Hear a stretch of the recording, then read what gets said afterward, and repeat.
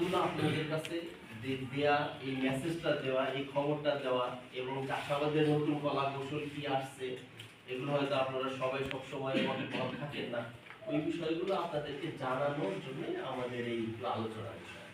আপনাদের আমরা যদিও বলার মাঝে অনেকদের জ্ঞান হয়ে যাবে, তারপরেও আপনাদের কিছু জানার বিষয় থাকলে আমাদের ইনশাআল্লাহ বলবেন, আমরা চেষ্টা করবো ইনশাআল্লাহ।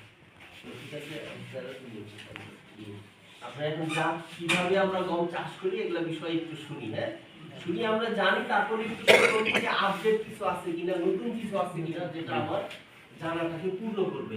হ্যাঁ, উদ্দেশ্য হচ্ছে আমার ভালোভাবে যেন গম চাষ করতে পারি। এই যে আপনারা সার ব্যবহার করেন জমিতে, ঠিক মতো সার দেন না, তাই না? নিয়ম কানুন মানেন না, বীজ ব্যবহার করেন, বীজের হাত ঠিক মতো মানেন না। মনে করেন যে বীজ দিয়ে দিলাম, পাখি খাবে 5 কেজি, আমি গম হবে 5 কেজি, এর জন্য 5 কেজি বেশি দেন। এটা তো আমার দরকার নেই। আমাকে ঠিক জিনিস জানতে হবে, ঠিকভাবে ব্যবস্থা করতে হবে, তাহলে আমার জিনিসটা ইকোনমিক হবে, আমি লাভবান হতে পারবো। আচ্ছা, ঠিক আছে, আমার কথা হবে।